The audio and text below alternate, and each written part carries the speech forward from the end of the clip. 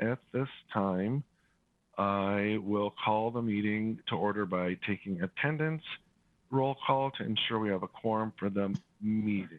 So are there questions before we call to order? Oops. Hearing none, I will call this regularly scheduled meeting of the Community Development Committee of the Met Council to order. And Michelle, please call the roll. Yes, Chair Lilligren. Atlas Ingebrigtsen. Chambliss. Here. Cummings. Here. Johnson. Here. Lee. Here. Lilligren. Here. Lindstrom. Here. Mousset. Vento. Here. Wolf. Here. Thank you. Thank you, Michelle. We have a quorum, and the first item on our agenda is approval of the agenda. Members can see the posted agenda, and if there are no objections or changes, we can move on to business. Any objections or changes? Seeing none, we have an agenda, and the next item is approval of the minutes, and I would entertain a motion to approve, please. Vento moves approval. Wolf seconds. Thank you, council members. Any discussion on that motion? Discussion. Seeing none, Michelle, please call the roll on the motion. Yes, Chair Lilligren. Atlas Ingebrigtsen. Chambliss. Aye. Cummings. Aye. Johnson. Aye. Lee. Aye. Lilligren. Aye. Lindstrom. Aye. Mousset. Vento. Vento. Aye. Wolf. Aye. Thank you. Thank you, Michelle. That item is adopted and our minutes are approved. Our first order of business is 2020-262. It is the public hearing for the Regional Parks Policy Plan. And I will call on Director Barajas for some instruction, please. Thank you, Mr. Chair. Thank you for joining us today for the draft 2040 Regional Parks Policy Plan update public hearing. I'm your host, Lisa Barajas, the Community Development Director here at the Council, and I'd like to first go through some housekeeping. First, everyone is currently muted, as the chair noted earlier, and you will remain muted until you are recognized to speak. Please use the raise hand feature if you would like to provide a comment. You may use the chat to provide a comment. However, your message will only be seen by the hosts and the panelists. If you have dialed into this meeting and wish to speak, please dial *3 to raise your hand. Once the public comment is complete, the chair will end the public hearing and the Community Development Committee will continue its regularly scheduled business. You are welcome to remain on the event and listen to the entire meeting if you please. Thank you, Director Barajas. We will now begin the public hearing, and committee members, our role is to listen to the public comments. A link to the draft 2040 Regional Parks Policy Plan 2020 update will be provided in the chat for this meeting. The 2040 Regional Parks Policy Plan 2020 update presents the Metropolitan Council's policies and plans to guide development of the regional park system. This update includes 26 new and expanded regional parks, trails, special recreation features, and search areas for future parks, a new bridging recreation feature, new policy for regional park and trail boundary adjustments, a requirement for equity analysis, and master plans and studies and additional policy clarifications. Your registration for this event serves as your registration to provide a public comment. If you have a comment, please raise your hand and the host will call on you and you will be unmuted. Anyone who wishes to Anyone who wishes to can provide public comments. In order to comment, please raise your hand and the host will unmute your microphone. To best find time for those who wish to speak, we may use time limits for comments. Individuals will have 3 minutes to comment. Representatives of organizations will have 5 minutes. Depending on the amount of people that want to speak, we may be able to relax those times a little bit, but we will be keeping time. And so now I will turn back to Director Barajas to recognize those wishing to speak. Thank you, Mr. Chair. When you speak, please state your name, your place of residence, and the organization, if any, that you represent. Written statements, in addition to oral comments, are also accepted, and you may send a written copy of your remarks to that email address that the chair noted earlier, public.info@metc.state.mn.us, as is noted on the slide here. I did have some pre-registration ahead of time, and the first person who noted that they would like to speak in their pre-registration was Janine Gilmer. I hope I said that right. I'll try to unmute you, or perhaps Katie, you could unmute Janine. She's unmuted now. Thank Hi. you. Thank you so much. I'm sorry. I don't know if you can see me. I can't figure out my camera. But I just wanted to put forth the idea, and I speak on behalf partly of the Twin Cities Community Agricultural Land Trust, that we would consider reserving some land in parks for agricultural production, for community gardens and small market farms. I think there's consistently what I hear is a large demand from people who often have deep agricultural knowledge, but really lack access to land to farm close to home, and oftentimes have a hard time accessing that further out away from the city core as well. Thank you, Ms. Gilmer. And if I could please ask you to state your name and your place of residence in the organization, if any, you represent, for the record. Sure. My name is Janine Gilmer, Gilmer. The Twin Cities Community Agricultural Trust, TCULT, and I live in Prospect Park in Minneapolis. Thank you. You're welcome. Thank you. I would also ask if there are any other attendees who would like to speak, to use your raise hand function. Otherwise, that is the end of our list. Oh, thank you. I see that Jonathan Vlaming has his hand raised. I will go ahead and unmute him right now. He should be unmuted. Thank you. Yes, I believe I am. Good afternoon. My name is Jonathan Vlaming. I'm a resident of Golden Valley, and I'm the Associate Superintendent for Planning and Design at Three Rivers Park District. On behalf of Three Rivers Park District, I'd like to thank the Community Development Committee, the Metropolitan Parks and Open Space Commission, and the Council Park staff for their thoughtful and extensive work on the update of the Regional Park System Plan.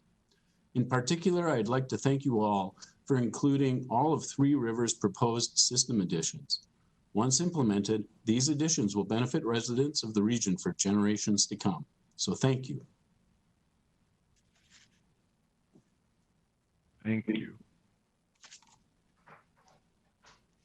Thank you, Mr. Vlaming. And I don't see any other hands raised on our attendee list. So, Mr. Chair, I would offer that I believe we have completed our comments as part of this public hearing. Thank you, Director Barajas, and to our testifiers today. Thanks for being involved, and people can continue to provide comments at the email provided.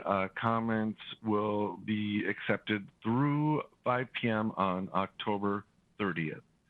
So at this time, the public comment portion of the Community Development Committee is complete. Audience members, you're welcome to stay as we proceed with the business of the Council's regular Community Development Committee meeting.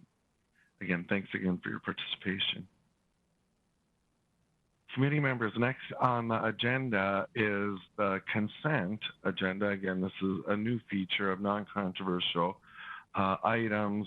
We have item 2020-265, that's the City of Apple Valley Golf Course Comprehensive Plan Amendment.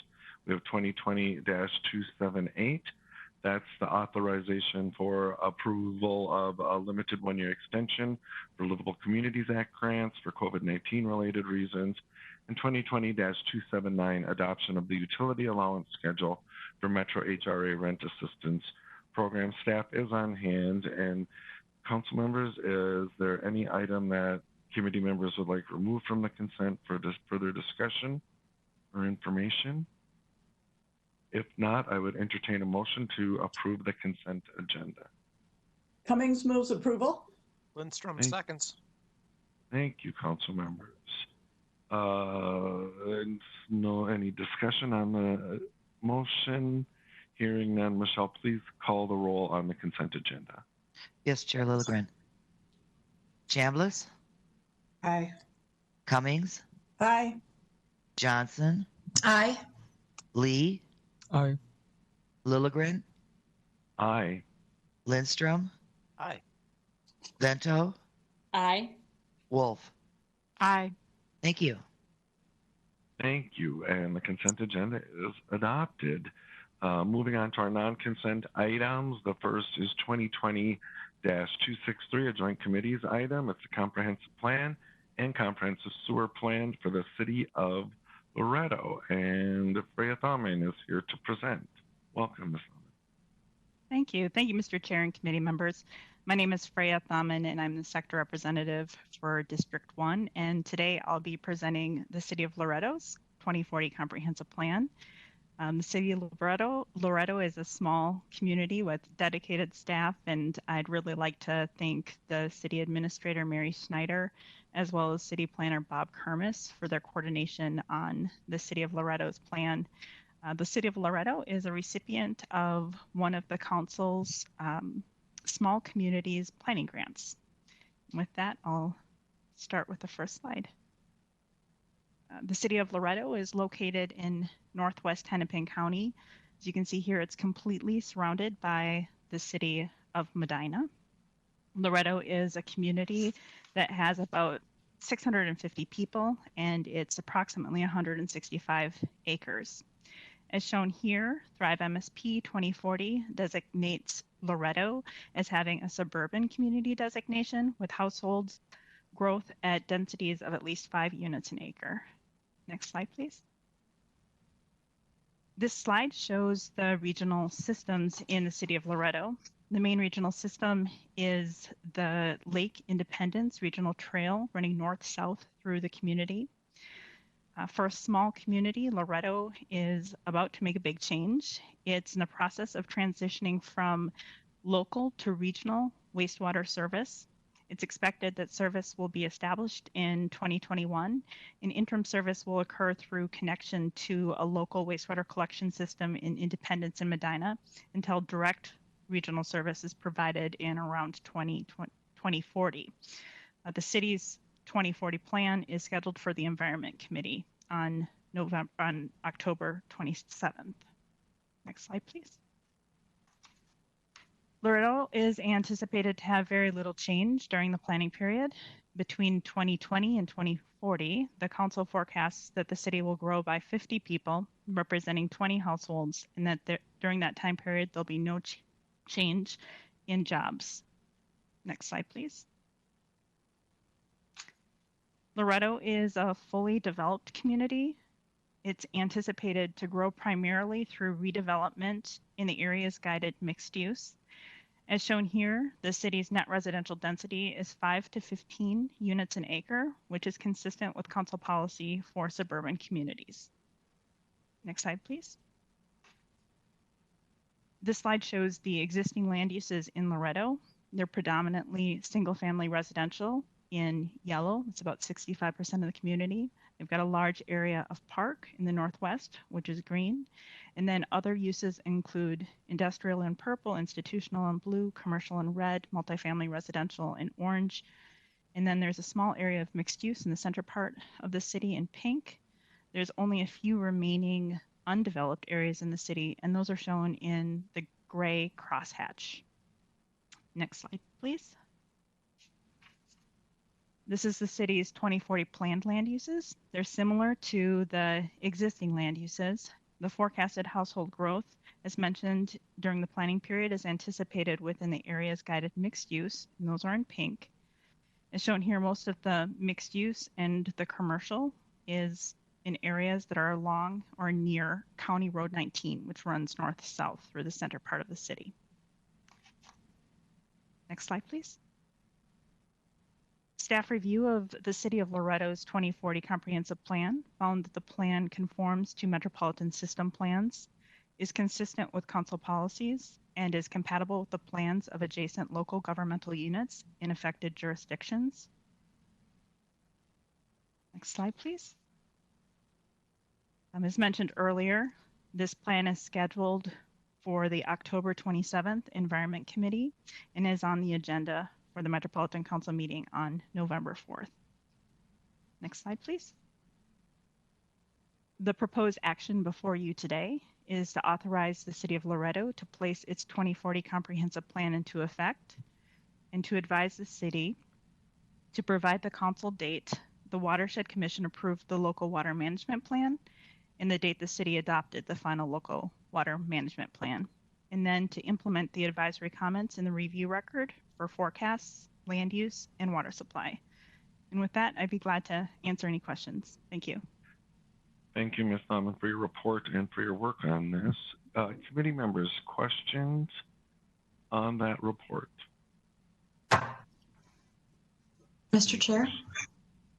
And I'm sorry, is that Councilmember Johnson? Yep. Mr. Chair, I just want to thank Freya, and I also really want to thank Janine Clancy. It was mentioned that they are transitioning their wastewater system to the regional system, and that took some doing. And I really also want to, thank the mayor and the council, but also thank the mayor and Council of Independence and the mayor and councils in Medina, because it was kind of a group effort to help out Loretto so that they could manage kind of what was becoming a problem for them from everything that I've understood throughout the process. I just want to add, it is a lovely community. If you have a chance to go there, please do. They have this cluster of wonderful restaurants, home cooked food, chefs that are putting together dishes that would make everybody else just, I think, your mouth water. And it's also host to the Choo Choo restaurant where the Northwest Municipal League of Cities meets. You've probably heard that I and my predecessors have gone there. So anyways, it's a lovely community, and I'm proud to support their plan. They work really hard, and I'm just really honored to serve them as well. Thank you, Councilmember Johnson. Did you want to move this item, move approval? Thank you, Mr. Chair. I would move approval. Thank you. Councilmember Wolf would like to second and also comment that they have a fantastic baseball field. That great green area in the large green park includes a spectacular baseball field. Well, thank you, Councilmember Wolf and Councilmember Johnson, for describing what must be a great community. I'll visit it. Any discussion on the motion? Discussion. Hearing none, Michelle, please call the roll on the motion. Yes, Chair Lilligren. Chambliss? Aye. Cummings? Aye. Johnson? Aye. Lee? Aye. Lilligren? Aye. Lindstrom? Aye. Vento? Aye. Wolf? Aye. Thank you. Thank you, Michelle. That motion carries. And we'll move on to our next business item, 2020-264, another joint committees item. It is the City of St. Paul 2040 Comprehensive Plan and Comprehensive Sewer Plan. And that'll be presented by Michael Larson. Mr. Larson, thanks for being. Good afternoon, Mr. Chair and members of the committee. Michael Larson, Planning Analyst and Sector Representative in the Local Planning Assistance Group in the Community Development Division. Before you today is the review of the St. Paul 2040 Comprehensive Plan. First of all, I'd like to thank the significant efforts of city staff in developing the comprehensive plan. They include long-term principal planner Lucy Thompson, who has since retired, planning director Luis Pereira, principal planner Josh Williams, senior city planner Anton Jervey, and city planner Bill Dermody. Next slide, please.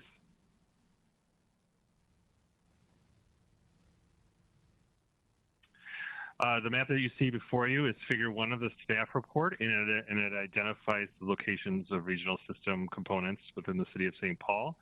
And as a large central city, St. Paul is served by all of the regional systems, including Interstates 94 and 35E, as well as the Metro Green Line.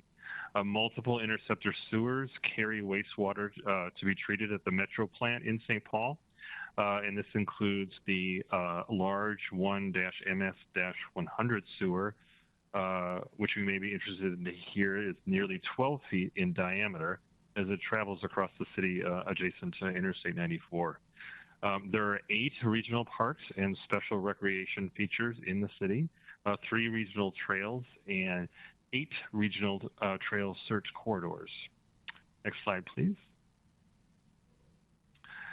St. Paul, as you know, is located in southern Ramsey County, as shown as figure 2 of the staff report, with the city having the Thrive community designation of urban center. Next slide, please. Table 1, also in your staff report, shows that between 2020 and 2040, the council forecasts that the city will grow by 29,100 people, representing 12,700 households. The council forecasts an increase of 18,800 jobs in the city in the same time frame.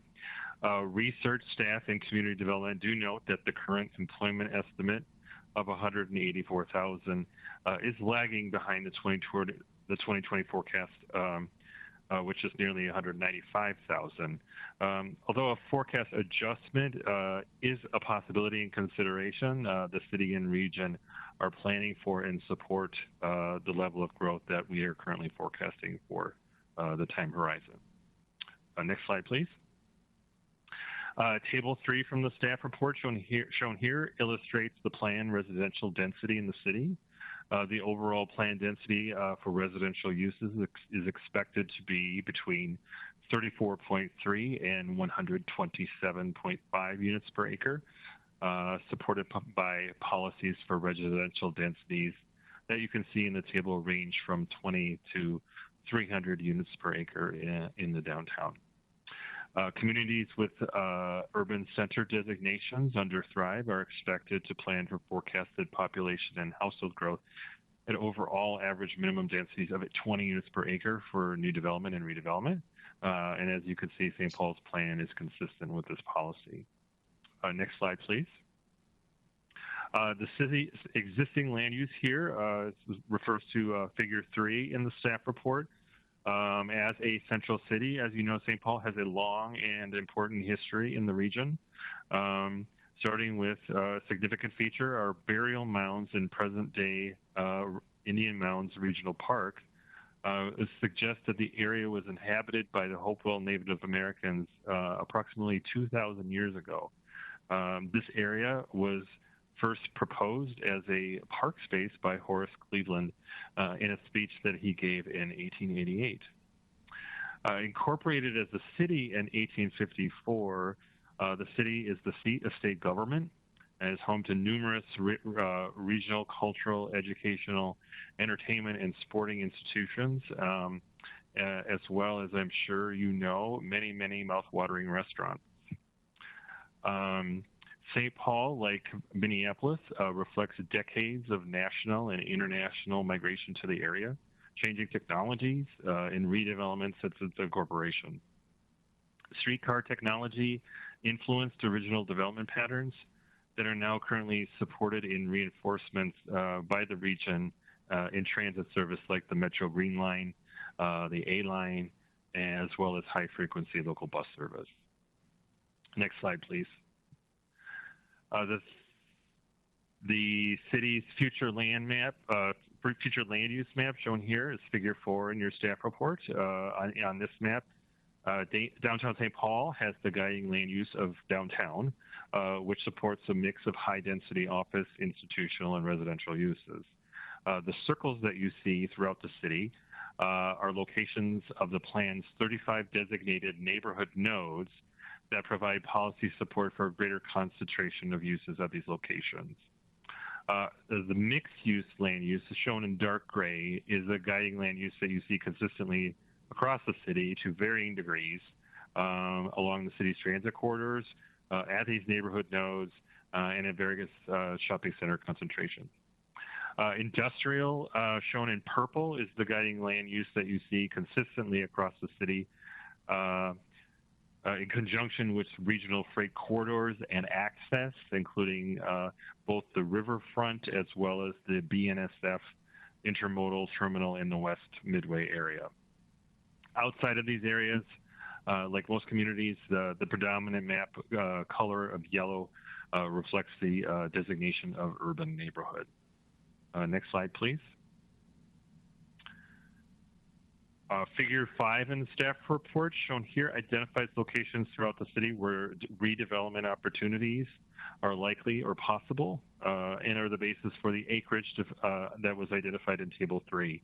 The majority of these sites are located in existing or emerging concentration of employment and or housing like the Metro Green Line at neighborhood nodes and in downtown. The plan also identifies on its maps, including this one, areas of concentrated poverty where more than 50% of the population are persons of color, as shown on this map with the yellow boundary. That includes the city's west side, north, and an east side. And the plan states an intention to use these geographies to guide approaches to equitable development, including investment, monitoring, and evaluation. Next slide, please. So the proposed findings by staff for you today are that the St. Paul Comprehensive Plan conforms to metropolitan system plans, is consistent with council policies, and is compatible with the plans of adjacent local governmental units and affected jurisdictions. Next slide, please. On Tuesday, October 27th, Environmental Services staff will present to the Environment Committee, and then this will be on the full council agenda on November 4th. Next slide, please. The proposed actions for you today are to authorize the City of St. Paul to place its 2040 Comprehensive Plan into effect, to revise the sewer service forecasts for the city to show that the entire population and household forecast will be sewer serviced by 2030 and 2040, as shown in Table 2 of the review record. Next slide, please. And prior to final adoption, advise the city to implement the following advisory comments in the review record: to revise Appendix B, to remove the reference to Robert Street as a project identified in the 2040 TPP list of transit ways, to correct the designations of 2 regional bicycle transportation network corridors, to address comments regarding the mapping of freight information on map T-15, to address comments regarding the modification of transportation analysis zone employment allocations, and to incorporate the Department of Works 5-year capital plan summary in the implementation chapter. These are probably more, I'll just pause there and say these are probably more detailed advisory comments than you're used to, but these are really minor corrections and clarifications that staff determined during the final review process. And finally, next slide, please.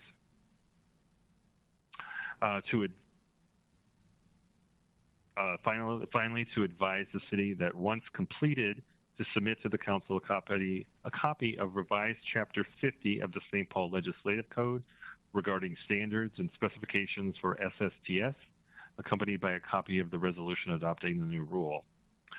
Within 60 days after receiving DNR final approval, the city must adopt the Mississippi River Critical Corridor Plan and submit a copy of the final adopted plan and evidence of adoption to the DNR, Council, and National Park Service within 10 days after the adoption.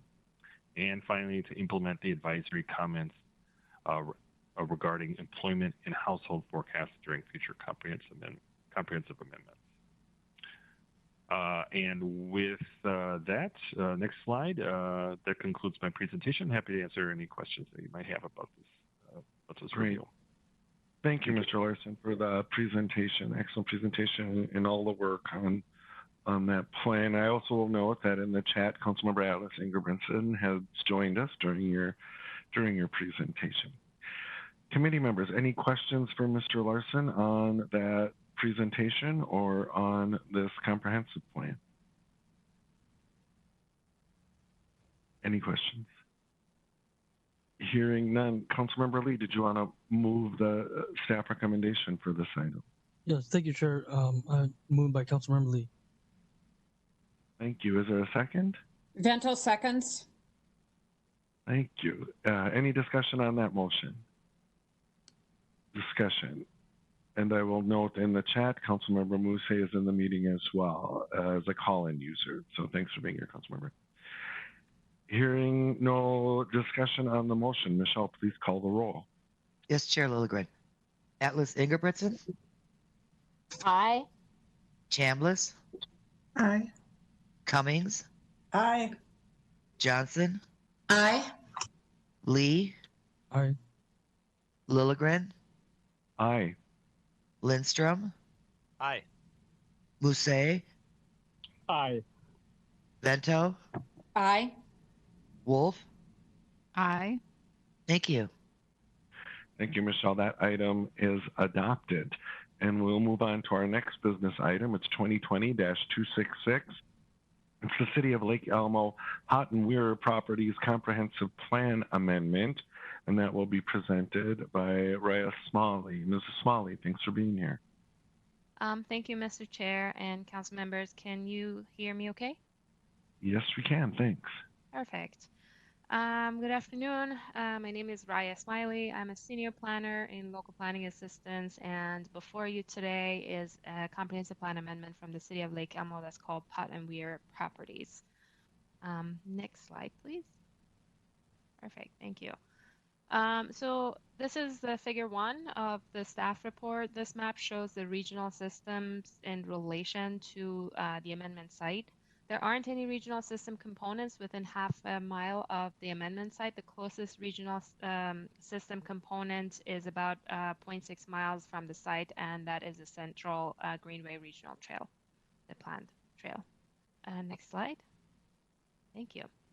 As shown in figure 2 of the staff report, this map shows the community designation of the city, as well as the proposed revised community designation of the subject parcels from rural residential to emerging suburban edge, which is a result of the extension of the Metropolitan Urban Service Area, which I will go into a little more detail in a second. So as you see in this map, the subject property is shown as what we are proposing this to be. Next slide, please. So the amendment proposes to extend the Metropolitan Urban Service Area, or MUSA, boundary to include 2 parcels. It's about 27 acres totals, and they're adjacent to the north side of the village area of Lake Elmo. The amendment also re-guides the 2 parcels from rural area development, which is 1 unit per 10 acres, to a designation that's called village low density residential. That's 1.5 to 3 dwelling units an acre. And that's in anticipation of this area eventually developing with municipal sanitary sewer and water. So there currently is not a development proposed associated with this amendment.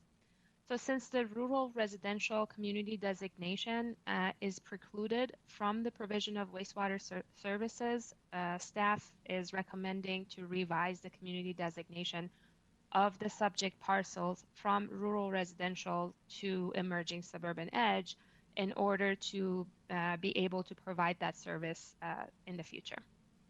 Next slide, please. Thank you. So this is figure 3 of the staff report, which shows the existing land use for the amendment site that was rural area development.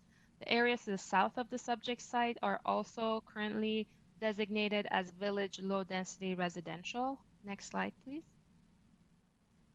So this is figure 4, the planned land use for the amendment site that is village low density residential, which matches, as I mentioned, the parcels that are just to the south of the properties.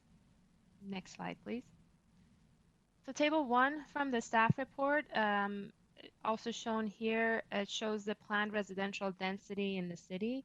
The amendment, the changes are underlined in the table, and the amendment results in a very slight decrease in the overall density of the city from 4.1 to 4 units an acre. And this is part of the emerging suburban edge areas of the city. Emerging suburban edge communities have to meet a minimum of 3 to 5 units an acre for density, and the plan remains consistent with the council policy for land use in that matter. Next slide, please. So the findings here are that the proposed amendment conforms to regional system plans and is consistent with council policies and is compatible with the plans of adjacent affected jurisdictions. Next slide, please. So the proposed action before you today is that the Metropolitan Council authorize the City of Lake Elmo to place its Pot and Weir Properties Comprehensive Plan Amendment into effect, revise the Thrive MSP 2040 community designation of the 2 subject parcels from rural residential to emerging suburban edge, as shown in Figure 2 of the review record, and find that the amendment does not change the city's forecast. And next slide. And with that, I'm happy to answer any questions you may have. Thank you, Mrs. Smiley. Any questions on that report, committee members? Any questions? Hearing none, I would entertain a motion to approve this item, please.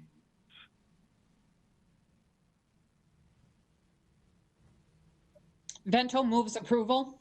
Thank you, Councilmember. Is there a second? Coming second. Seconds. Thank you, Councilmembers. Discussion on the motion. Any discussion? Hearing none, Michelle, please call the roll. Yes, Chair Lilligren. Atlas Ingebrigtsen. Aye. Chambliss. Aye.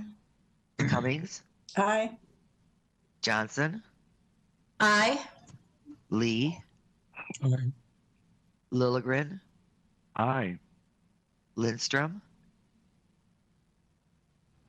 Aye. Musse. Aye. Vento. Aye. Wolf. Aye. Thank you. Thanks, Michelle. That item is adopted.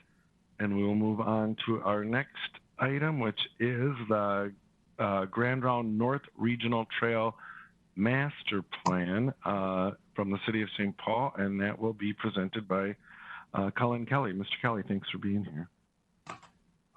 Thank you. Can you hear me okay? Yes, we can. Excellent. Good afternoon, Chair Lilligren and council members. I am Colin Kelly, planning analyst, and I'm here to present the Grand Round North Regional Trail Master Plan on behalf of the City of St. Paul. Next slide, please. All right. As you may know, the Grand Round North Regional Trail is located near the center of the regional park system in the City of St. Paul, as illustrated in the map on the left. This is Figure 1 in the staff report. When complete, the approximately 13-mile-long regional trail will connect Mississippi Gorge Regional Park to Como and Phelan Regional Parks, the Gateway State Trail, Bruce Vento Regional Trail, and Indian Mounds Regional Park. The map on the right coincides with Figure 2 in the staff report, which labels the 3 regional trail search corridors this regional trail will subsume, including Mississippi Como, Como Phelan, Wheelock Parkway, and Johnson Parkway. Next slide, please. Community outreach and engagement, particularly to the multiple ethnic, cultural, and socioeconomic communities throughout St. Paul, was and is critical to the design and implementation of the Grand Round.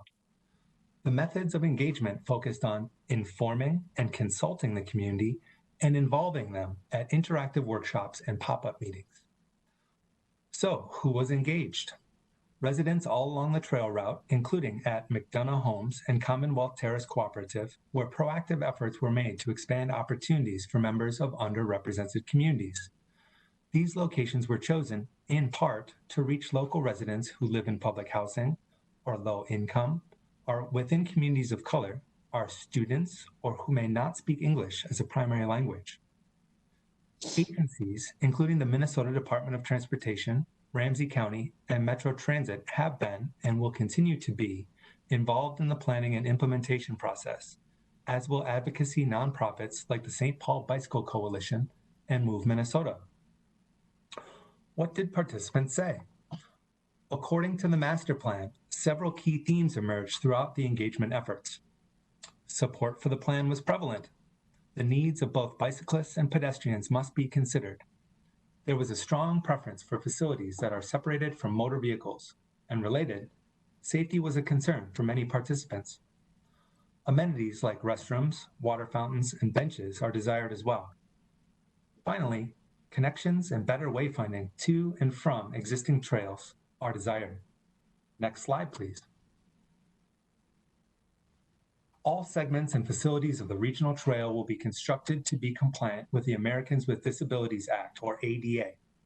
The standard design is a 10-foot bike trail where it is parallel to a minimum 5-foot sidewalk for pedestrians, as pictured in the image in the lower right-hand corner. Otherwise, the trail is generally 12 feet wide where no adjacent pedestrian facility exists due to space constraints. Approximately 1/3 of the regional trail has already been constructed since the adoption of the 2017 Grand Round Design and Implementation Plan. The master plan indicates that the trail will not be considered fully realized until all trail segments are off the street.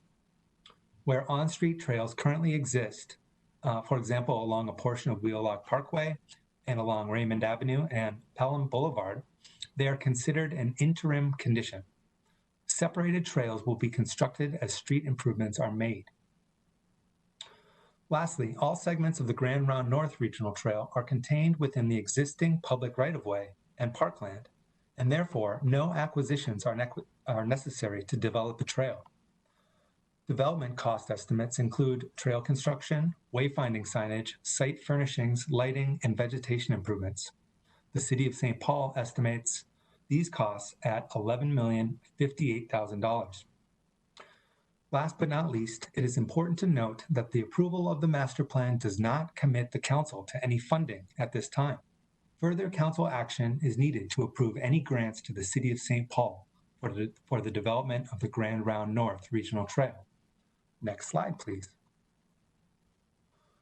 The Grand Round North Regional Trail Master Plan is consistent with the requirements of the 2040 Regional Parks Policy Plan, including Planning Policy Strategy 1, also known as Master Plan requirements, and other council policies, such as those included in Thrive MSP 2040. Next slide, please. The proposed action before you then is that the Metropolitan Council approve the City of St. Paul's Grand Round North Regional Trail Master Plan, require the City of St. Paul, prior to initiating any new development of the regional trail corridor, to send preliminary plans to the Metropolitan Council's Environmental Services Division Assistant Manager, and encourage the City of St. Paul to implement advisory comments in the consistency with other council policies and systems section regarding stormwater, natural resources, and solar. At the Metropolitan Parks and Open Space Commission meeting on October 1st, the Commission voted to approve the proposed action with 7 ayes, 1 abstention, and no nays. And with that, I will stand for any comments or questions you may have. Thank you. Thank you, Mr. Kelly. Questions or comments on that report? Any questions or comments? Seeing none, I would entertain a motion for the proposed to approve the proposed action. Councilmember Atlas Ingebretson moves. Thank you, Councilmember. Is there a second? Lindstrom seconds. Thank you, Councilmember. Any discussion on the motion? Discussion. Hearing none, Michelle, please call the roll. Yes, Chair Lilligren. Atlas Ingebretson, Aye. Chambliss, Aye. Cummings, Aye. Johnson, Aye. Lee, Aye. Lilligren, Aye. Lindstrom, Aye. Mousset, Aye. Vento, Aye. Wolf. Aye. Thank you. Thanks, Michelle. That item is adopted. And we'll move on to our next business item, 2020-244. It's the Shingle Creek Regional Trail Master Plan, including new supplemental information on proposed park-like amenities within the regional trail corridor. This is from the Minneapolis Park and Recreation Board. And again, Mr. Kelly will present. Mr. Kelly. Yes, thank you, Mr. Chair. Once again, for the record, I am Colin Kelly, planning analyst, and I'm here to present the Shingle Creek Regional Trail Master Plan on behalf of the Minneapolis Park and Recreation Board, or MPRB. Next slide, please. Shingle Creek Regional Trail is also located near the center of the regional park system in the northernmost portion of Minneapolis. The maps here parallel figures 1 and 2 in the staff report. Shingle Creek Regional Trail spans implementing agency jurisdictions and has segments in both Minneapolis and Three Rivers Park District. Today's focus is on the approximately 2.5-mile portion of Shingle Creek Regional Trail in Minneapolis. The regional trail connects to North Mississippi Regional Park via the 49th Avenue corridor and at the regional trail's southern terminus, where it connects to Victory Memorial Parkway and the Grand Round Scenic Byway. North of Minneapolis, Shingle Creek Regional Trail connects to the Twin Lakes Regional Trail in Brooklyn Center and the Rush Creek Regional Trail in Brooklyn Park. Next slide, please.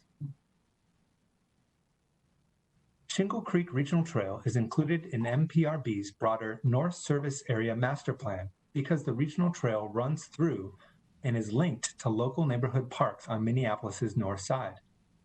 Fortunately, by including Shingle Creek in the North Service Area Master Plan, it leveraged a larger planning process to bring more people into the Shingle Creek Master Plan process. That engagement process occurred over 1.5 years and involved a wide variety of initiatives, more than 100 direct engagement events, and personal contacts with thousands of park users and residents. There was also a separate Shingle Creek work group which convened multiple times to help envision and design the regional trail corridor. The work group had direct involvement with the project throughout the design process. The Shingle Creek Master Plan also includes an equity analysis that discusses local demographics and specifically links community engagement with regional trail development concepts. The regional trail and associated trail corridor land is the primary park amenity in the northernmost section of Minneapolis. This area is unique in skewing demographically older than other north side neighborhoods, and also in having a higher than average population of people of Asian descent. The specific equity considerations in the development concept address these two underserved groups, mainly through the introduction of new court facilities. Another overarching equity consideration is to provide like facilities in different parts of the MPRB system, regardless of income levels near these parks. Given the landscape context, parallels can easily be drawn between Minnehaha and Shingle Creek regional trails. However, the connectivity of trails, number of bridges, quality of natural environment, and other park amenities are not as pronounced at Shingle Creek as they are at Minnehaha Parkway. By augmenting amenities at Shingle Creek, MPRB can ensure equitable levels of service across its system. Next slide, please. The overall concept for Shingle Creek Regional Trail makes some targeted changes in the 3 main use areas of the trail corridor without fundamentally changing the character of the trail corridor itself. The map on the left is figure 3 in the staff report. Today, we will focus on the Creekview Park area where some new facilities are being proposed. As you may know, Shingle Creek Regional Trail is a bit of a hybrid between a regional and a neighborhood facility. MPRB understands that some proposed elements may not be typical within regional facilities. The master plan outlines all development proposed by MPRB, whether or not certain items would be allowable under regional or state funding. That said, I'd like to briefly draw your attention to the supplemental information which has been attached to the staff report.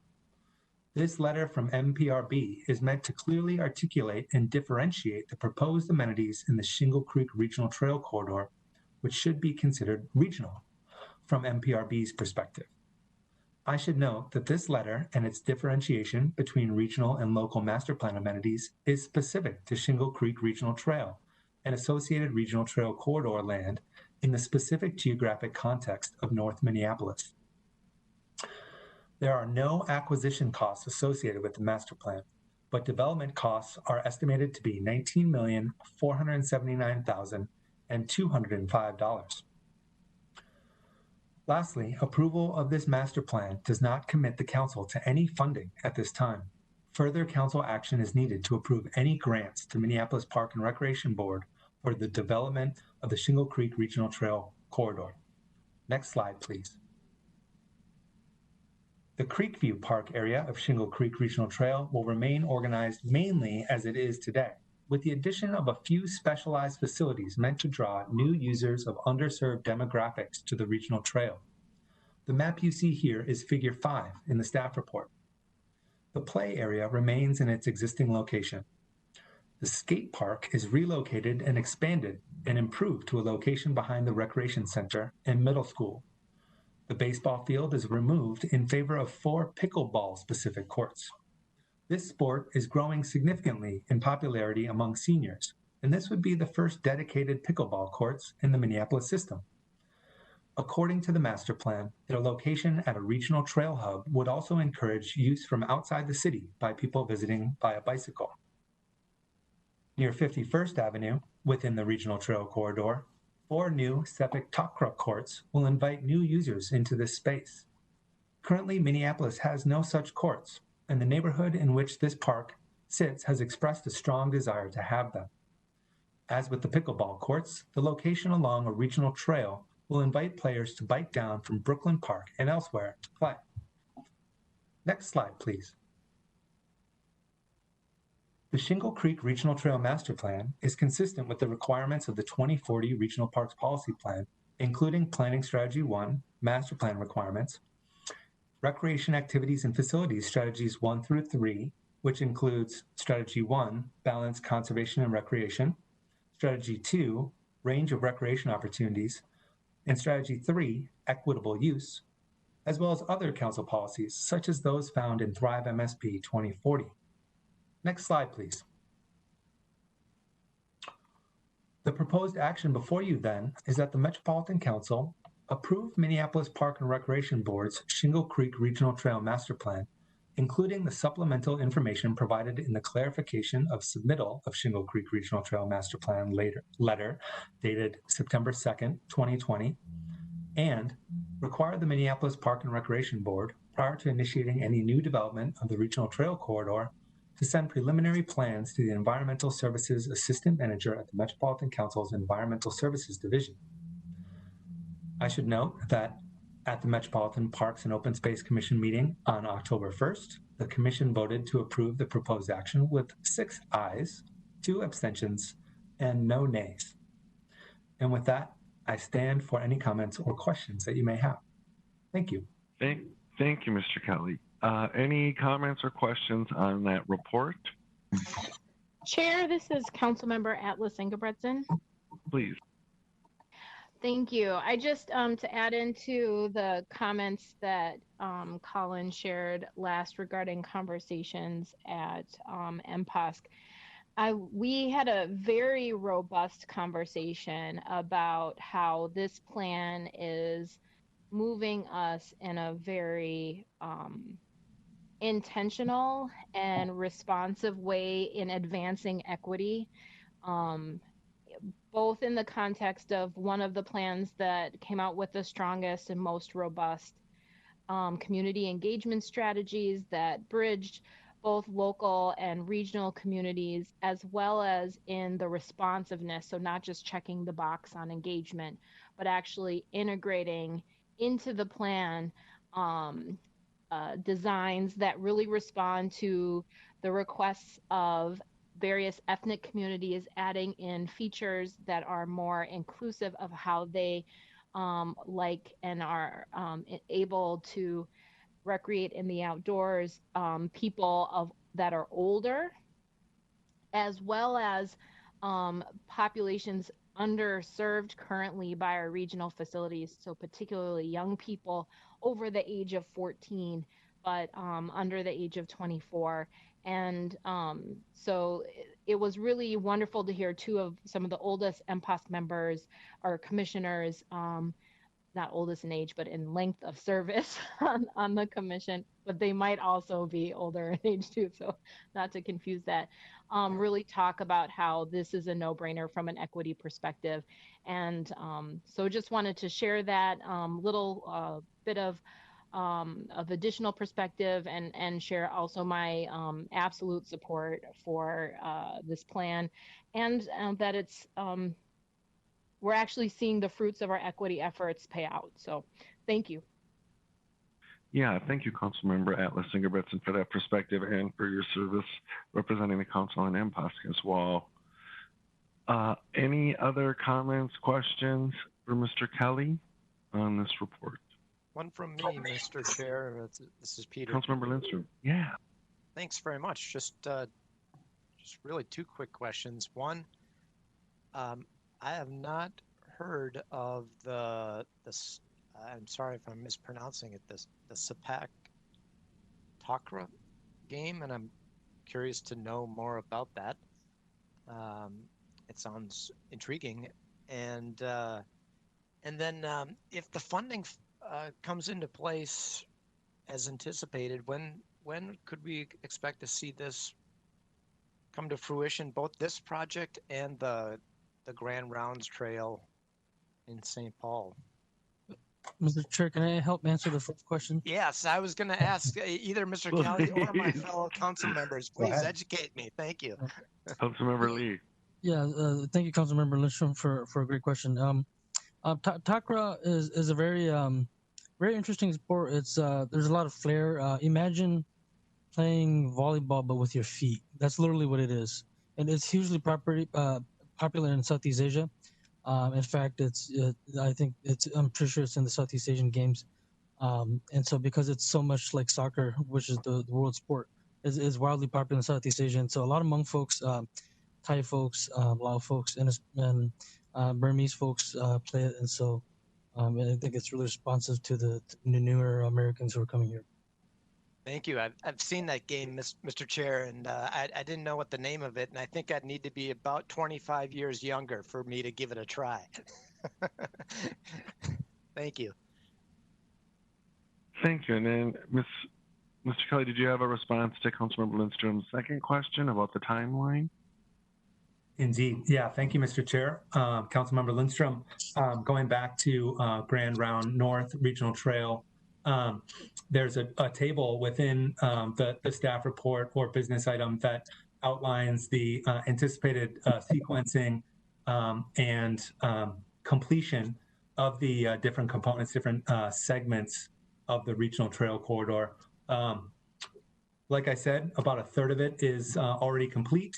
The remaining 2/3 are slated to be completed over the next few years, specific segments next year, and in 2022, other segments may be a little bit further down the road. But again, that table has the specifics you might be looking for there. Of course, funding is key in that case, and in this case as well. I'm not exactly sure what the specific timeline is for making these improvements in the Minneapolis Park and Recreation Board system. But typically, it is typical, I should say, that these projects will begin to ramp up in the next 3 to 5 years once a master plan is approved. There's of course lots of caveats, but that's a pretty good ballpark.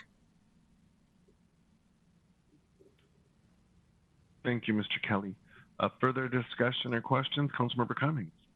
Thank you, Mr. Chair. I just was going to tell the committee I looked up that sport that Councilmember Lee spoke of before this meeting, and if anybody else was interested, there's video, of course, online, and you can get a little flavor of what it is. Thank you, Councilmember. Any further comments? Yeah, Councilmember Johnson.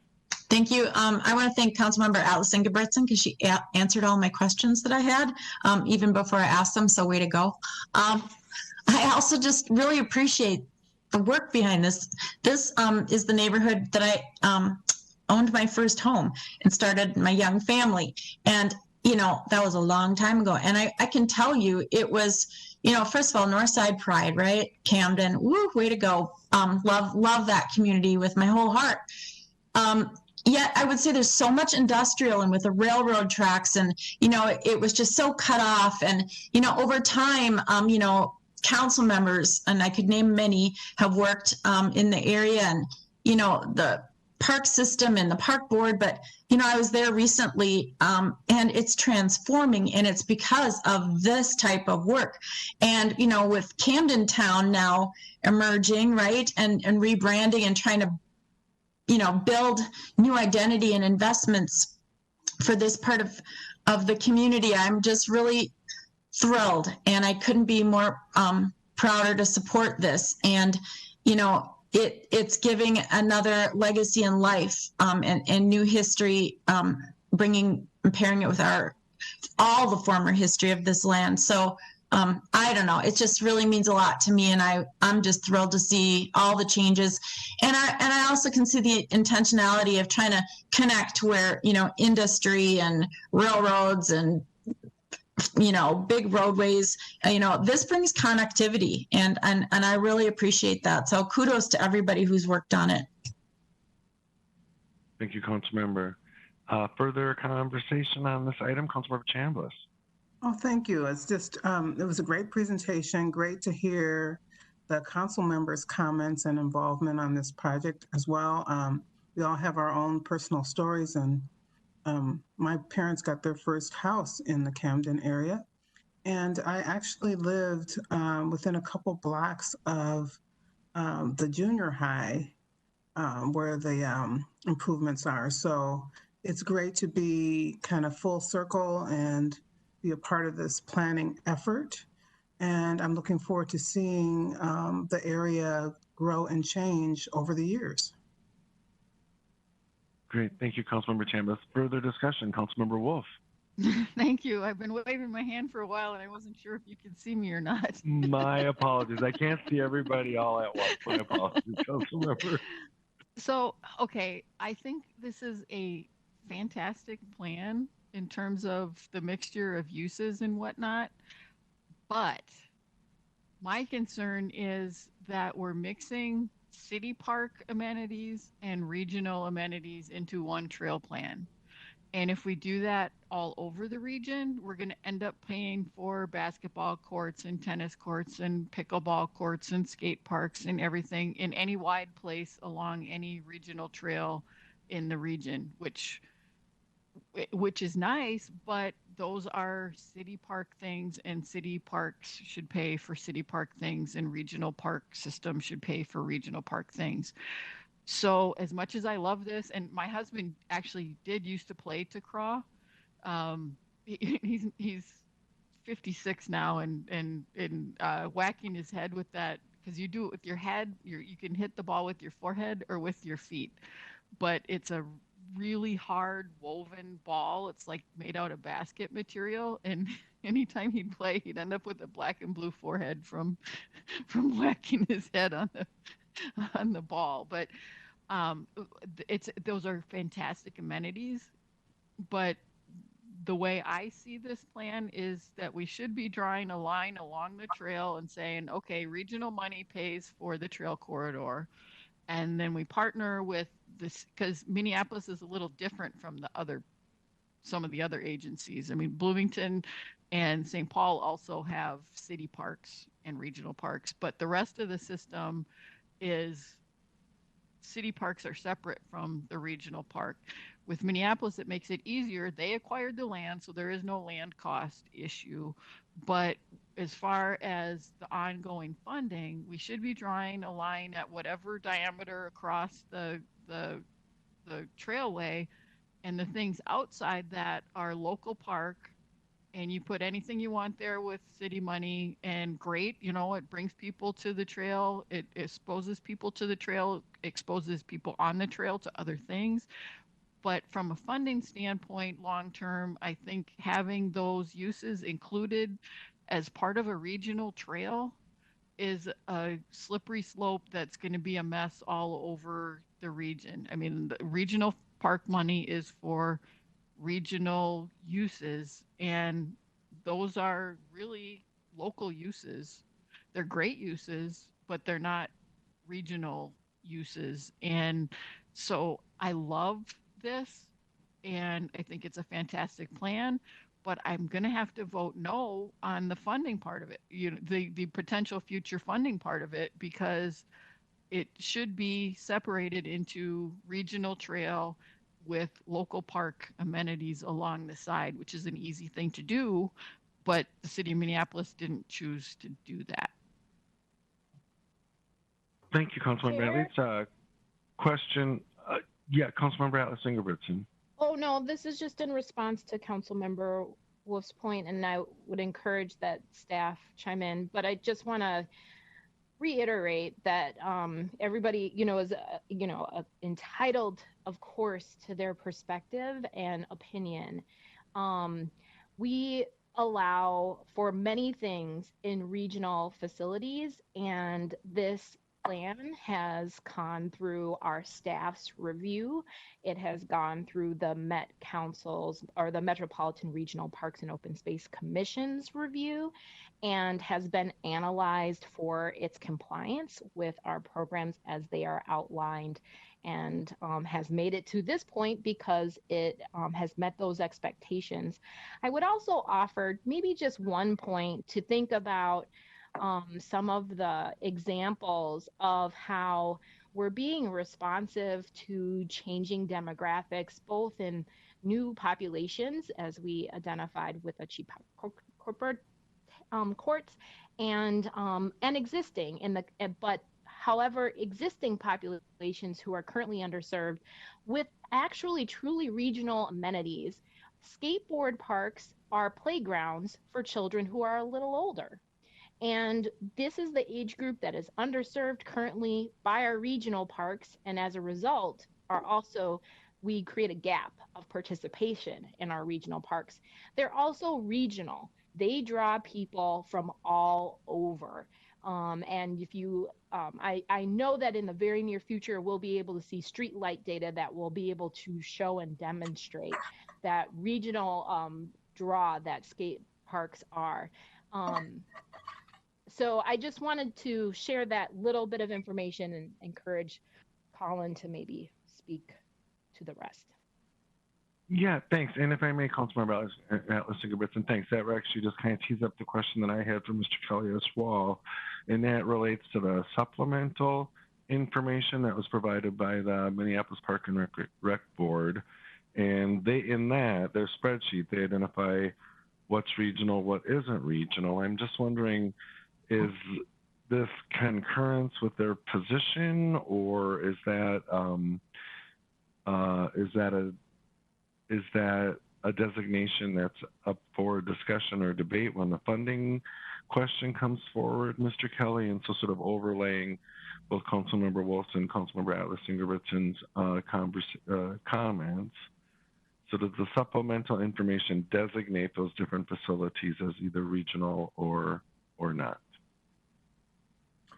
Mr. Chair, thank you for the question, and thank you for the comments from Councilmember Atlas Ingebrigtsen and Councilmember Wolf as well. I just want to point out that I'm seeing Emmett Mullen on the screen here as well, and so I just wanted to offer an opportunity, if it was appropriate for him to chime in if he would like. Mr. Mullen, thanks for being here. Please. Thank you, Chair Lilligren and council members, and thank you for this really good discussion. I just wanted to call out that Shingle Creek Regional Trail Master Plan, we actually spent 2 full Metropolitan Parks and Open Space Commission meetings on this plan. So there has been a real detailed discussion of this and what is being proposed. And I just want to be clear, particularly in light of Councilmember Wolf's concerns about sort of expanding out into sort of local park activities. The city, the Minneapolis Park and Recreation Board did submit, as Chair Lilligren pointed out, a 6-page memo that really carefully delineated what aspects of this regional trail will be regional, what they're proposing to be regional, and what should be local. And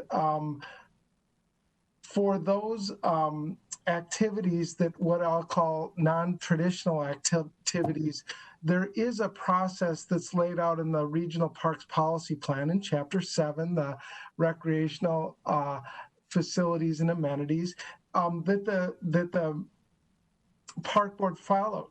And what they did is they said, like CPAC Takra or the skate park, why is this regional? And they very carefully articulated why they felt they were making a case for regional.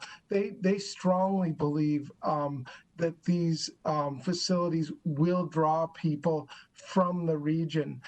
There is a very strong intention that people will come down from the Brooklyn Park and Brooklyn Center, as well as other parts of the region, to play CPAC Takra or to use the pickleball courts. There aren't, and there also is a real design feature here, the idea that these facilities will be designed with the natural resource base in place.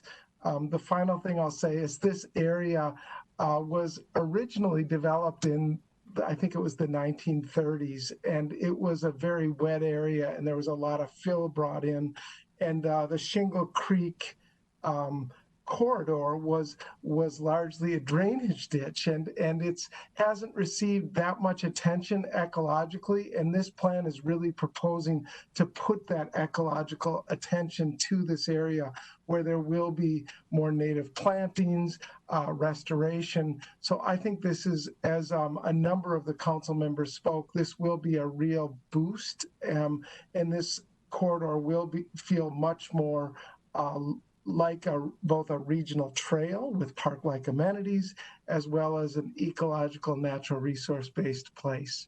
Thank you. Thanks, Mr. Mullen. Further discussion on this item?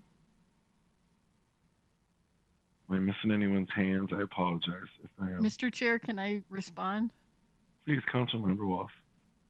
Thank you. I appreciate the clarification. I mean, I looked at the memo that the park board wrote about what they thought should be regional and what's not, and I just disagree with them on some of the aspects. I mean, out in my neck of the woods, all parks are doing ecological features. That doesn't make it a regional park. But places like Burnsville and other cities have skate parks and pickleball courts and stuff that are used by people from other cities. That's not that's a normal thing for people to go visit their friends and play on courts in different cities.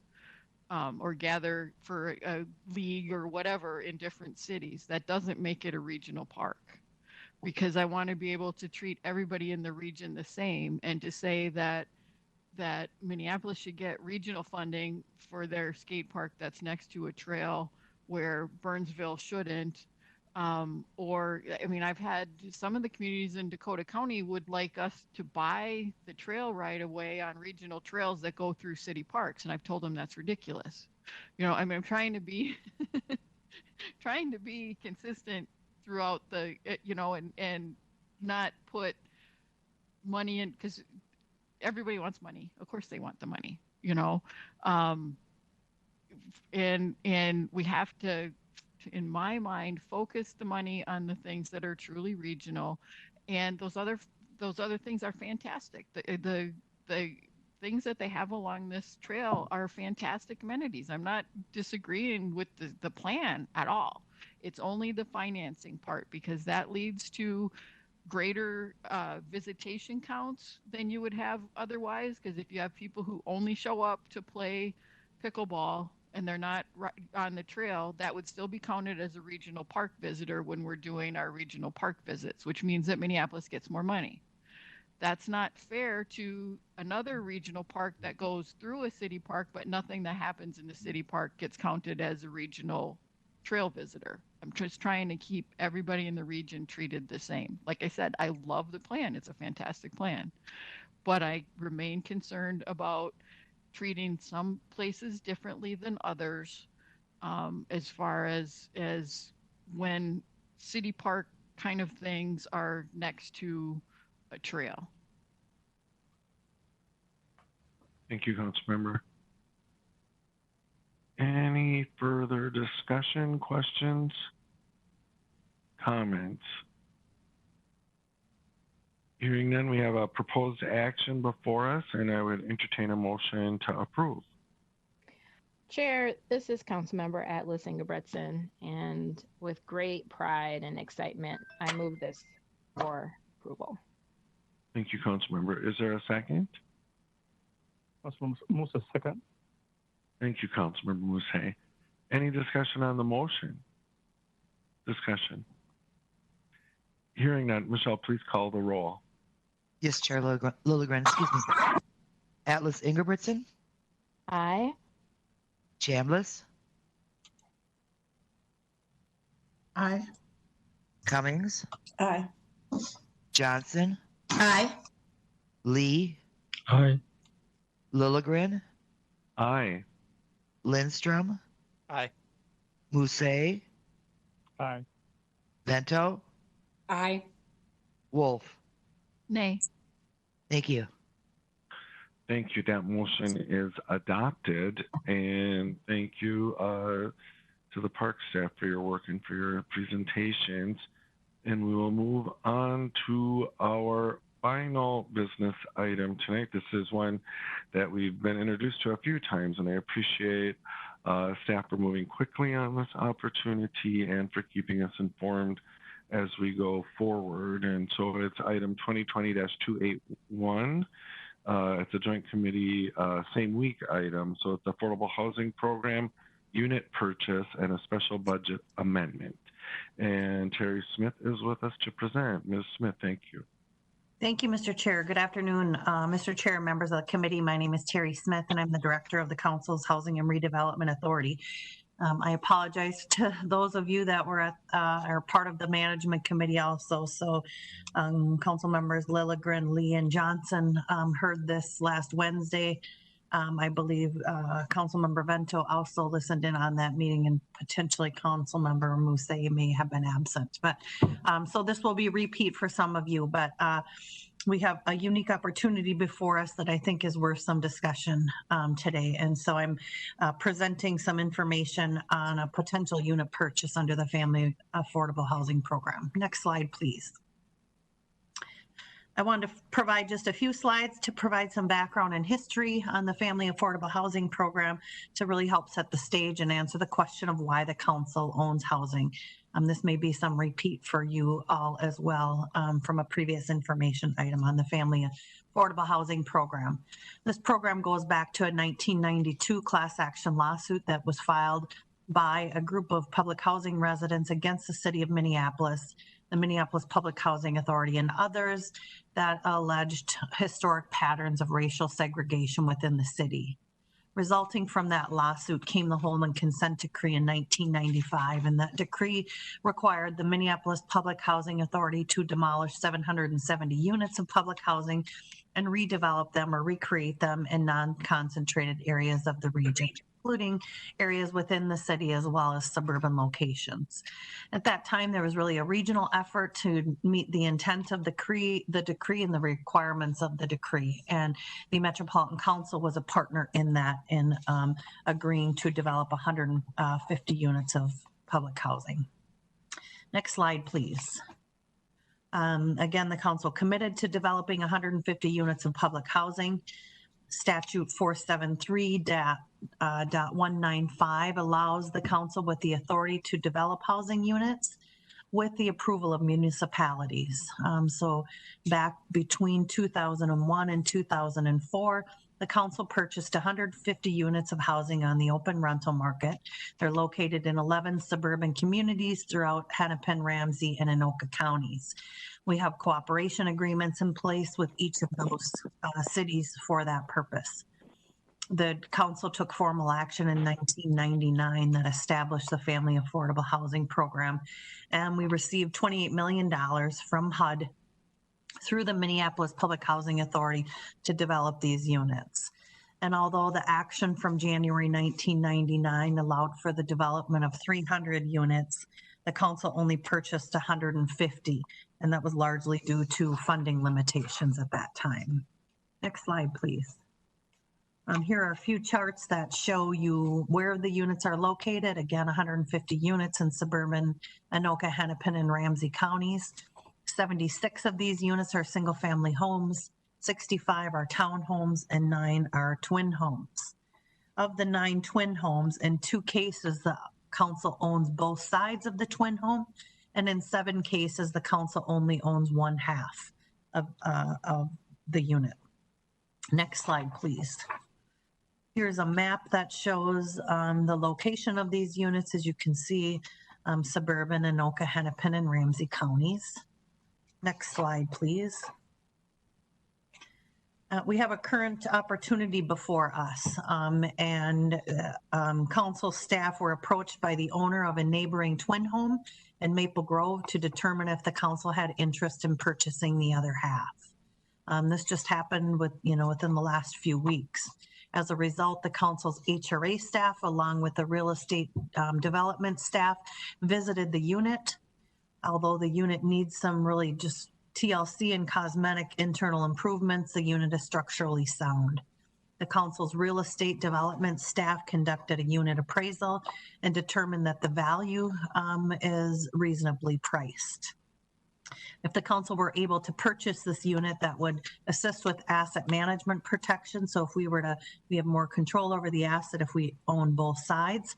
It would also add a unit to the FOP portfolio for rental by a low-income family, thereby expanding housing choice for low-income families within the region. Next slide, please. So where would the money come from to purchase this unit? There's $500,000 programmed into the 2020 authorized capital program. That includes general purpose levy funding, and the funds were targeted for FOP maintenance, unit maintenance, and capital needs. The FOP units have historically been maintained and capital projects have been completed through the operating budget. You may recall an information item that was presented to you a few weeks ago by Heather August and Hebner, where we're attempting to shift that to create a formalized capital program. So what I'm proposing today is that we amend the 2020 authorized capital program and repurpose a portion of these funds to allow for the unit purchase. If the council approves this action and authorize us to do this, it will not delay or otherwise impede any planned improvements on the Family Affordable Housing Program units.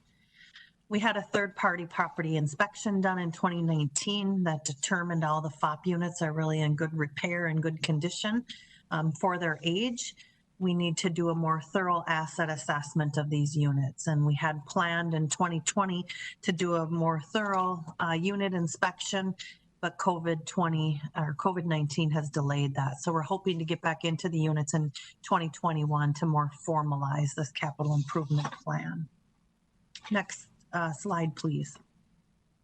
So in terms of next steps, there was an information item presented to the management committee on October 14th, where there seemed to be support for this proposed idea. Today, of course, I'm presenting formal action by the Community Development Committee. The full council will hear this item or take formal action on October 28th. The city is scheduled to go to their council for formal approval on November 4th, as this unit purchase will need formal approval by the city of Maple Grove. We would propose then closing on the housing unit the end of November. In December, we would propose conducting some unit improvements, mainly cosmetic. And then in January, we would hope to rent the unit to a low-income family. Next slide, please. So the proposed action, which is quite lengthy before you today, is that the Metropolitan Council amend the Metro Housing and Redevelopment Authority existing capital program authority by reducing Family Affordable Housing Program Project 14652 by $200,000 and transfer the $200,000 to a new project, Family Affordable Housing Program House Acquisition Project with the new project. Number 2, to authorize the purchase of a property located at 7378 Vinewood Court in the city of Maple Grove, to authorize the Community Development Director to execute the necessary documents for the acquisition of this property, and to direct staff to develop a policy identifying under which conditions the council would purchase the second half of a duplex where the council already owns half, as well as consider other opportunities for sale of existing properties and the acquisition of others. A lot of words, Mr. Chair. And with that, I'm happy to answer any questions. Thank you, Ms. Smith. Questions on that report? Councilmember Cummings, did you have a question? Yeah, Councilmember Cummings and then Chambliss. Okay, thank you, Mr. Chair. I'm wondering on the previous slide, the last bullet point, I know it says, if we can go back one slide there, directing staff to develop policy, blah, blah, blah, blah, blah. I think this was a great opportunity. I'm wondering, so the current owner came to the Met Council, correct? And we have never reached out to the owners of the other privately owned halves to see if they might be interested, but this would allow for us to perhaps be a little bit more proactive in obtaining the second half. I think it just sounds like such a winning proposition to me. Mr. Chair and Councilmember Cummings, that's correct. We have never approached the other 7 unit owners where we own just half of a unit. But that comment also came up at the management committee that maybe perhaps that's a step we could take, trying to identify a source of funds, identify some action steps, and when we will consider either reaching out to the neighboring homeowners or consider purchasing a unit. Are there parameters we should be setting up as to when we would sell a unit? And so having some of those intentional conversations with you all as we design and develop the capital program further. Thanks for that clarification. Yeah, thank you, Councilmember Cummings and Ms. Smith. And before I recognize Councilmember Chambliss, I'll just also point out, so our housing inventory has been static, right, since the Holman decree, since we acquired the properties in this regional workout. And I'll just remind my committee colleagues that I actually governed under that decree when I was on the Minneapolis City Council, and governing under decree is not fun. I will say that as well. But really, I think this is prompting conversations about the sort of low-hanging fruit of the other halves of duplexes we may own, but also how do we as a property owner responsibly manage our residential inventory. And so I'm really appreciative of Ms. Smith and her team bringing this forward. I anticipate it will spark some interesting conversation for sure as we go forward. Further discussion, Councilmember Chambliss.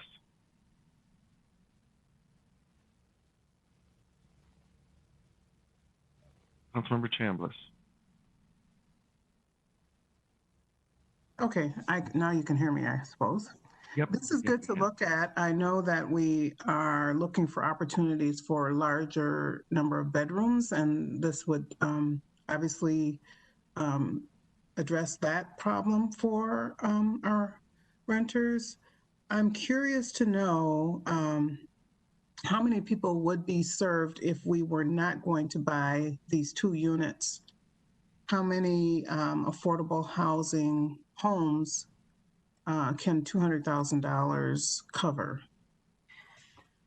or rentals? So you're wondering how far the 200, sorry, Mr. Chair, Councilmember Chambliss, so you're wondering how far, how many families under the regular voucher program could $200,000 support? Yeah. Let me do a quick calculation here.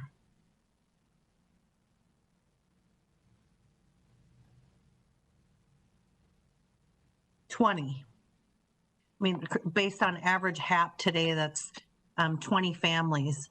$200,000 is enough to serve 20 families for a year. I think the important part to remember is that we are unable to use local money towards subsidy for the Housing Choice Voucher Program and then gain that back from the federal government. So although we can use our money for, a 1-year period of time, local money, we don't get that back in a federal budget to continue providing service to families. Because of the COVID care money?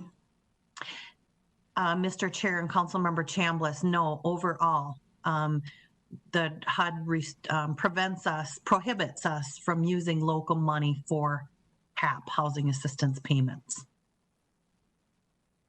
Okay, so it would just be a 1-year benefit? if we were to use that money for the vouchers, or am I misunderstanding still? Mr. Chair, I think problem is you run out of money real fast when you start using local money for HAP, housing assistance payments, because we don't get that money back. So although this year we could maybe use it to serve 200 additional families, next year we wouldn't have the money to continue providing service to them. Okay, that's good to know. We do have, housing crisis, homelessness crisis, and 1 year with a place to stay until we can find some more money, is one way to look at it. And then how would we inform people about, let's say we voted and we were to approve this amendment, how would we inform people about this opportunity, and what would the selection and approval process be like? Mr. Chair and Councilmember Chambliss, the unit would be filled with our current waiting list for the Family Affordable Housing Program.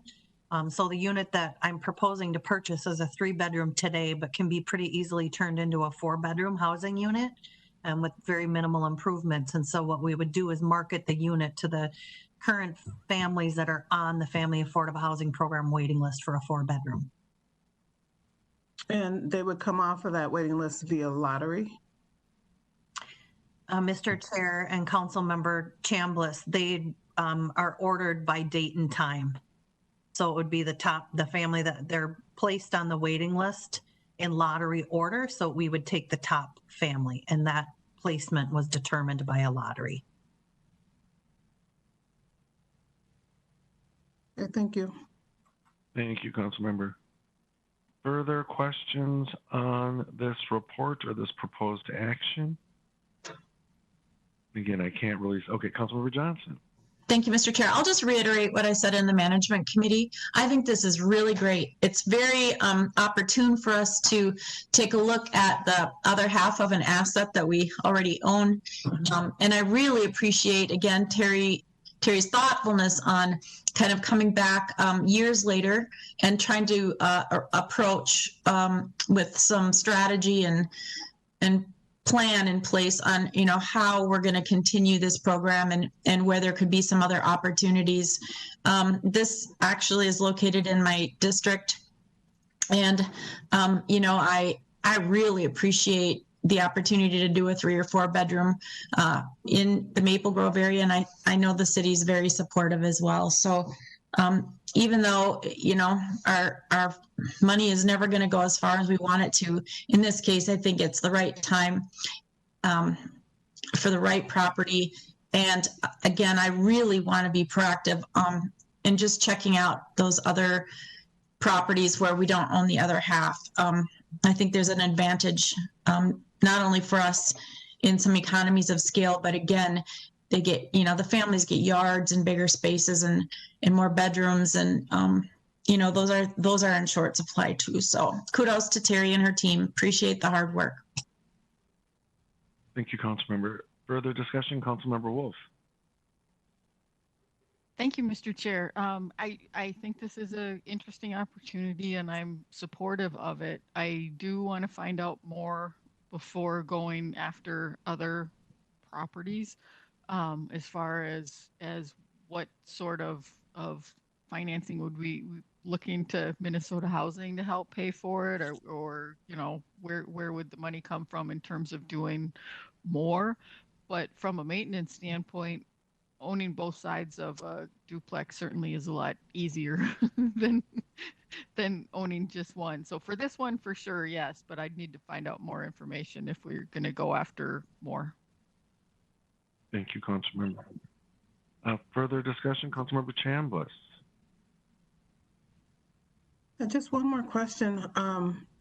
How much would we rent the unit out for, and how much would the voucher cover? Thank you for the question, Mr. Chair and Councilmember Chambliss. I need to look up the rent. Tenant, under the project-based voucher program, tenants pay 30% of their income towards rent. So Whoever rents it will pay 30% of their income towards rent. The actual rent, I need to look at it. I'm blanking out today, so hang on one second.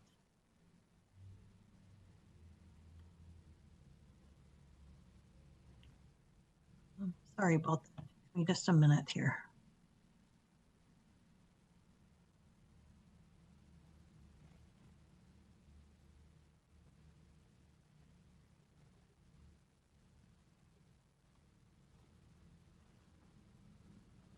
So it would be a 4-bedroom unit in Maple Grove.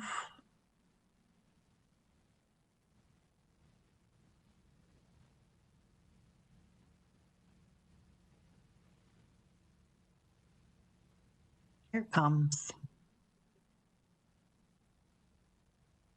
Rent on that would be $1,850. The tenant would pay 30% of their income towards rent, and then the balance would be made in a payment to the owner from HUD.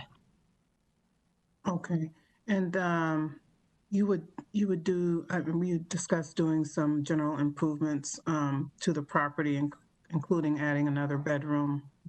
What are the other types of improvements? Like, would it be replacing carpeting, sheetrocking? What? Thank you, Mr. Chair and Councilmember Chambliss. That's exactly it. It needs new carpeting. It needs some sheetrock work. It needs. We would need to just build a wall to create the 4th bedroom, potentially new appliances, paint. The structure itself, the siding was replaced in 2008 as a result of hail damage. The siding's in really good shape. So it's just more of those cosmetic things. Awesome, thank you. Thank you. Further discussion, Councilmember Cummings. Thank you, Chair. I just wanted to reiterate the point that Ms. Smith made, that this could, for minimal dollars, be converted to a 4-bedroom home. I think that that's really, really important. That's such a scarce commodity, and for us to be able to have control of a 4-bedroom unit and be able to offer that, I think, is a really important point in this particular situation, and it's very exciting to maybe be able to offer that.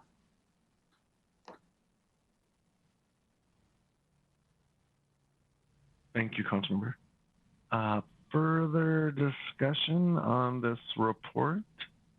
And again, I can't see you all at once, so if you're raising your hand, please just speak up. Further discussion. Hearing none, Ms. Smith has. Oh, I'm sorry, please. Sorry, I was just looking at the pictures of the similar unit online, and yeah, it looks like it would be a nice home. It would make someone very happy. So I just had a question about the lottery pick. Are you also basing it on a request for 3 or 4 bedroom units? And would a person that wanted a 4-bedroom unit have a higher weight than someone wanting a 3-bedroom unit, or how does that work? Mr. Chair, Councilmember Chambliss, excuse me, we have what's called subsidy standards. So we determine bedroom size that a family is eligible based on the age and relationship of the household members. So we would reach out to families that are on the waiting list that are eligible for a 4-bedroom unit. Awesome, thank you. Thank you. And committee members, I was interim CEO at Little Earth of United Tribes, which is a project-based Section 8 housing development as well in South Minneapolis. And lists are very dynamic things, I learned there, and these contributing factors, bedroom size, family size, age, and make it much more dynamic than I thought it would be just sort of taking the next person on the list. So I appreciate you and your team's work on that as well, Terry. Further discussion on this item? And again, I can't see you, so please just speak up. Further discussion. Seeing that Ms. Smith has proposed a series of actions relative to this acquisition, and I would entertain a motion to approve. Cummings moves approval. Thank you. Is there a second? Johnson seconds. Thank you, council members. Discussion on the motion. Any discussion? I'm not seeing any or hearing any. So, Michelle, please call the roll. Yes, Chair Lilligren. Atlas Ingebrigtsen. Chambliss. Aye. Cummings. Was late. Aye. Aye. I got you. Thank you. Johnson. Aye. Lee. Aye. Lilligren.